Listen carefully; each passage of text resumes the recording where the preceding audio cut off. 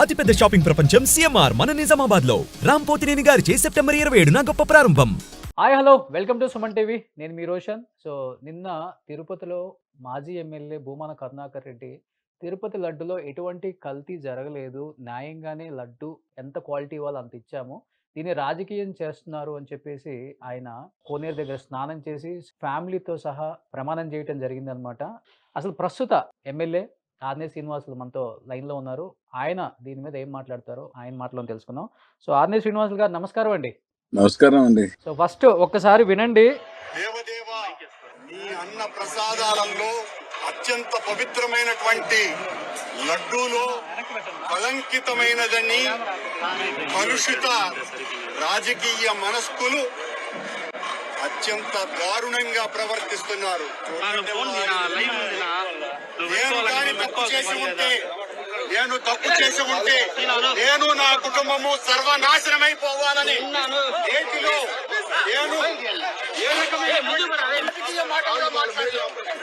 నేను ఏ పరీక్షకైనా సిద్ధం. సో ఏం మాట్లాడతారు శ్రీనివాస్ గారు? అంటే మీ మాజీ ఎమ్మెల్యే, తిరుపతి మాజీ ఎమ్మెల్యే అంత పెద్ద సవాల్ విసిరారనమాట.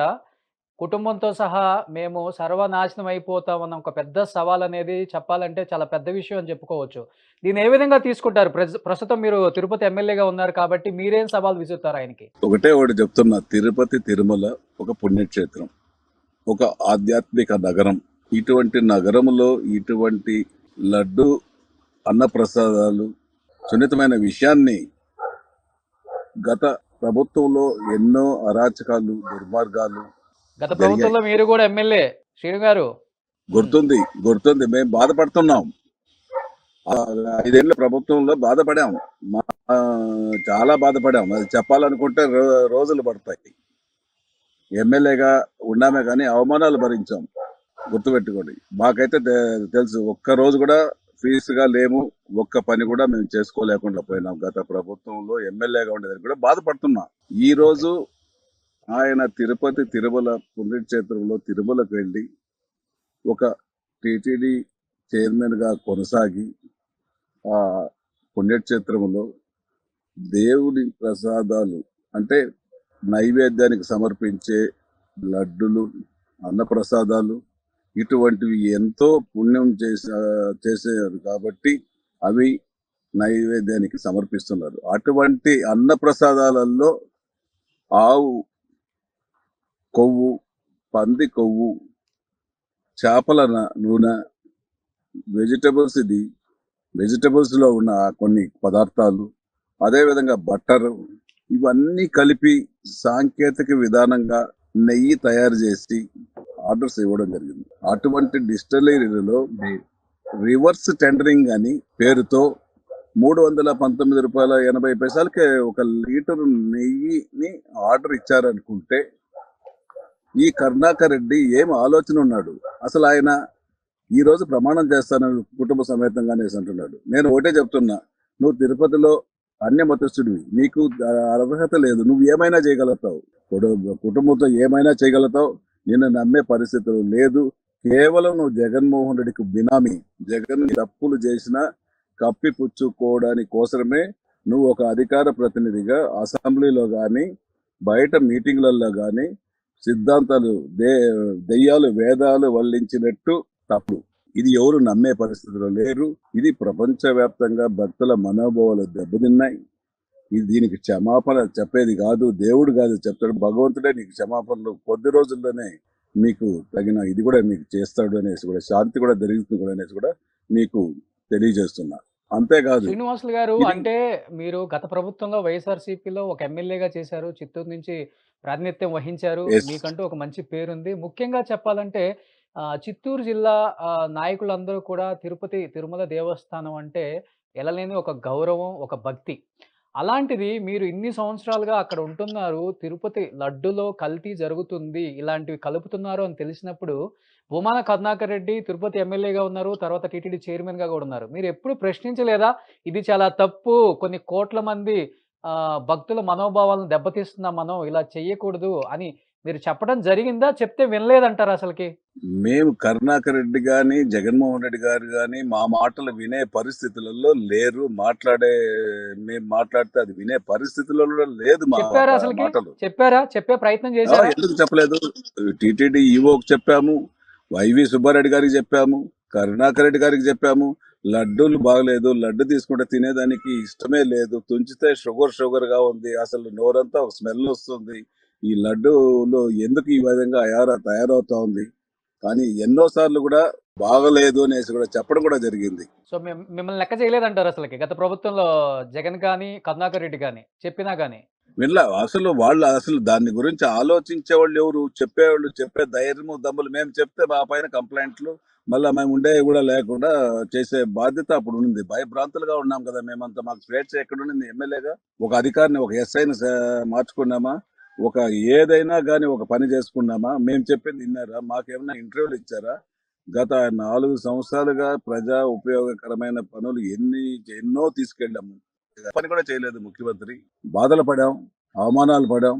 అసలు ఆఖరులో కాన్స్టిట్యున్సీలో చిత్తూరు నియోజకవర్గంలో గొంతులు కూడా పూడ్చుకోలేకుండా పోయినాం. ఇటువంటి పరిస్థితులు ఉంటే మేము ఎమ్మెల్యేలు, నేను ఒకడే కాదు కదా, 175 మంది ఎమ్మెల్యేలు బాధపడడం జరిగింది. ఒకరో ఇద్దరు ముగ్గురో లాభపడారే తప్ప మిగతా ఏ పని కూడా చేసుకోలేదు. దానికి ఉదాహరణ నేను చెప్పింది. ఓకే. అంటే ఇక్కడ వినిపిస్తున్న ఇంకొక మాట ఏంటంటే శ్రీనివాసులు గారు, అంటే ఈ ప్రభుత్వం వచ్చి 3 నెలలు అవుతుంది. దాదాపు 100 రోజులు పూర్తి చేసుకుంది. మంచి ప్రభుత్వం అని అన్ని చోట్ల మీరు కూడా తిరిగి మంచి ప్రభుత్వం వచ్చిందనే ఒక ప్రచారం అయితే చేసుకుంటున్నారు. కానీ ఈ 3 నెలల నుంచి లడ్డూలో అంటే ఏదైతే క్వాలిటీ మెయింటైన్ చేస్తున్నారో బిఫోర్ గవర్నమెంట్, అదే క్వాలిటీ మెయింటైన్ చేస్తున్నారు కదా! తెలిసి మీరు కూడా తప్పు చేశారా అనేది ఒక వివాదం అనేది మళ్ళీ తెర మీదకొచ్చింది. దాన్ని ఏ విధంగా చూడొచ్చంటారు? తప్పు చేశారంటే బాధపడుతున్నాం, చింతిస్తున్నాం. ఇది మా ముఖ్యమంత్రి నారా చంద్రబాబు నాయుడు గారు తిరుమలకు మొట్టమొదటిగా ముఖ్యమంత్రి అయిన వెంటనే శ్రీ కలియుగ వెంకటేశ్వర స్వామి దర్శనం కోసం రావడం జరిగింది. అప్పుడే మా ముఖ్యమంత్రి గారు చెప్పడం జరిగింది, తిరుపతి నుంచే ప్రక్షాళన మొదలు పెడతాను, చాలా తప్పులు జరిగాయి. స్వయాన ముఖ్యమంత్రి, ఉప ముఖ్యమంత్రి పవన్ కళ్యాణ్ గారు ఇద్దరు కూడా ఎలక్షన్స్ ముందు కూడా లడ్డూలు బాగాలేదు, టీటీడీ పరిపాలన అస్తవ్యస్తమైంది, దర్శనాలు వాళ్ళ బినామీలకు ఇచ్చుకుంటున్నారు, ఈయన ఎన్నో ఆరోపణలు చేశారు. స్వయాన ఒక 45 ఏళ్ల రాజకీయ అనుభవమైన 14 సంవత్సరాలు ముఖ్యమంత్రిగా చేసిన చంద్రబాబు నాయుడు గారు చెప్తే వినలా.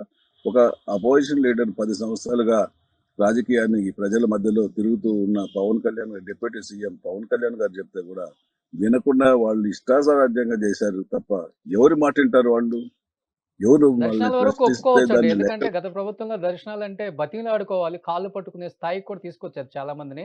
అది కళ్ళారా మేము కూడా చూసాము. దర్శనాలకి చాలా చాలా కష్టం అనిపించింది చాలా మందికి కూడా. అది అది ఐ అగ్రీ విత్ యూ. ఒకటే చెప్తున్నాను, గత ప్రభుత్వంలో దర్శనాలు డబ్బులున్న వాళ్లకు, జగన్మోహన్ రెడ్డి కేసుల్లో నుంచి బయటపడేదానికి లాబింగ్ చేసే వ్యక్తులకు, వ్యాపార సంస్థలకు, అద్వానీ అటువంటి పెద్ద బడా నాయకులకు, బడా మంత్రులకు కాదు, మాకు ఎమ్మెల్యేగా కూడా 6 మందికి ఇచ్చేవాళ్ళు. అది కూడా వారంలో 4 రోజులే ఇచ్చేవాళ్ళు. చాలా ఇబ్బందులు పడి, అవమానాలు పడిన రోజులు కూడా ఎన్నో ఉన్నాయి ఈ దర్శనాల గురించి. అది చెప్పాల్సిన అవసరం లేదు.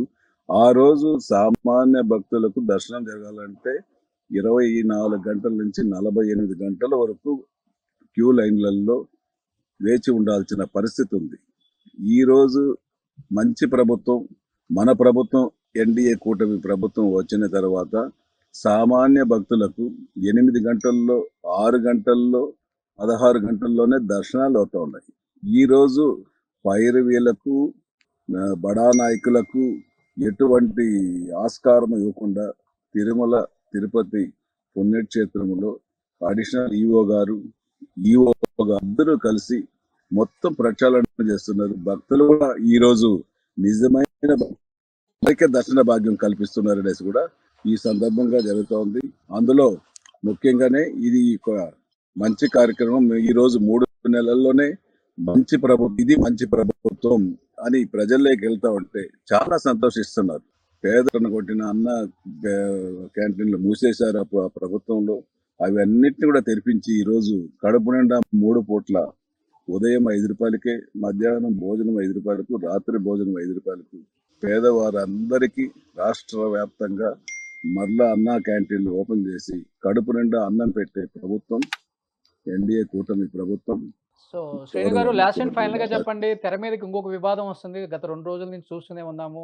మీరు ఆ జిల్లాకు సంబంధించిన నాయకులు బిఫోర్ గవర్నమెంట్ లో కూడా ఎమ్మెల్యే కాబట్టి, చిత్తూరు జిల్లాకు సంబంధించిన కొంతమంది మంత్రులకి దాదాపు 10-15% వాటా ఉంది ఈ తిరుపతి లడ్డులో కూడా. ఆ క్వాలిటీకి సంబంధించిన లోపం ఉన్నప్పటికి కూడా వాళ్ళ వాటా వాళ్ళకెళ్తుంది కాబట్టి సైలెంట్ గా ఉన్నారు అనే మాట గట్టిగా ఇప్పుడు సర్క్యులేట్ అవుతుంది. మీకు చాలా వరకు ఆ విషయం మీద అవగాహన ఉండుంటుంది కాబట్టి, రోజా పేరు వినపడుతుంది మనకి, ముఖ్యంగా ఒక 15% ఉందని చెప్పి రకరకాల ఛానల్స్‌లో గూడా మనం చూసాము. అండ్ ఇంగా కొంతమంది మినిస్టర్‌ల పేర్లు వినపడుతున్నాయి. అది నిజమంటారా మీరు? టీటీడీ చైర్మన్లుగా చేయడం భూమన కరుణాకర్ రెడ్డి గారు, హ్మ్. అదేవిధంగా వైవి సుబ్బారెడ్డి గారు, హ్మ్. ఇవన్నిటిని ఈవో ధర్మారెడ్డి గారు, ముగ్గురు రెడ్లు రాష్ట్రాన్ని జగన్మోహన్ రెడ్డి నలుగురు చేసి రాష్ట్రపతించారు. పవిత్రమైన పుణ్యంలో కలియుగ మంత్రులకు వాటా వెంకటేశ్వర ఉందంటారా? మీ స్వామిని జిల్లా అపవిత్రం చేశారు. మంత్రులకు వాటా ఉందా తిరుపతి లడ్డులో కూడా? ఖచ్చితంగా ఉంది. అదే చెప్తున్నాను కదా, వాళ్ళ నుంచి నేను అదే చెప్తున్నాను. అందరికీ ఉంది. ఈ కరుణాకర్ రెడ్డి మీకు తెలిసిన ఏదో 1 ఆర్ 2 నేమ్స్ చెప్పగలరా? మంత్రుల పేర్లు ఉన్నాయని చెప్తున్నారు కాబట్టి దీంట్లో. మరి మంత్రుల పేర్లు అందరికీ తెలుసు. నేను చెప్పేది ఏముంది, చెప్పాను కదా. ఇప్పుడు ముఖ్యమంత్రి స్వయాన ముఖ్యమంత్రికి వాళ్ళ శ్రీవారి కోట్లు కొట్టేశారు. అవి లెక్కలు చూపించుకుంటే అవన్నీ కూడా వస్తాయి నెక్స్ట్ తొందరలోనే. శ్రీవాణి టికెట్లు, బాదం పప్పులు, అన్నము, రైసు ఏమేమి చేశారో ఈ 5 సంవత్సరాల కాలంలో తిరుమలలో కలియుగ వెంకటేశ్వర స్వామి కళ్ళు తెరిచాడు. అందరినీ బయట పెడుతున్నాడు. ఎవరైతే చేస్తారో వాళ్ళు, వాళ్ళ కుటుంబం సర్వనాశనం వెంకటేశ్వర స్వామి చూపిస్తాడు అనేసి కూడా చేస్తున్నాం. ఓకే. సో థ్యాంక్ యూ అండి. థ్యాంక్ యూ సో మచ్ లైవ్‌లో జాయిన్ అయినందుకు. ఎందుకంటే తిరుమల అన్నా, తిరుపతి అన్నా గాని ఎక్కడి నుంచో వచ్చే భక్తులకి తిరుపతిలో అడుగు పెడితేనే నమస్కారం చేసుకొని తిరుమలకెళ్తాం అనమాట. అలాంటి ఒక మంచి పుణ్యక్షేత్రానికి ఈరోజు మీరు శాసన సభ్యత్వం వహిస్తున్నారు కాబట్టి, నిజంగా తిరుపతిలో చాలా మార్పులు రావాలని అండ్ ముందుండి నడిపిస్తారని మనస్ఫూర్తిగా కోరుకుంటున్నాను శ్రీను గారు. థ్యాంక్ యూ నండి. ఆ కలియుగ వెంకటేశ్వర స్వామి అవకాశం ఇచ్చారు. మన ఉప ముఖ్యమంత్రి గారు గౌరవ పవన్ కళ్యాణ్ గారు తిరుమల పుణ్యక్షేత్రానికి ఎమ్మెల్యేగా అవకాశం ఇచ్చారు. అదేవిధంగా ముఖ్యమంత్రి నారా చంద్రబాబు నాయుడు గారు కూడా అభ్యర్థిత్వాన్ని బలపరిచారు. ఖచ్చితంగా కూడా వారి నమ్మకాలని వమ్ము చేయకుండా, పవన్ కళ్యాణ్ గారి నమ్మకాన్ని వమ్ము చేయకుండా తిరుమల పవిత్రతను నా వంతు కాపాడేదానికి, ప్రపంచవ్యాప్తంగా భక్తుల మనోభావాలు దెబ్బతినకుండా ఇటువంటి ఈ సున్నితమైన విషయాన్ని నేను కూడా మన ప్రభుత్వంతో పాటు ఇప్పుడున్న తిరుపతి అధికారులతో పాటు నా వంతు కూడా కృషి చేస్తాననేసి కూడా తెలియజేస్తున్నాను. థ్యాంక్ యూ అండి. Thank you so much.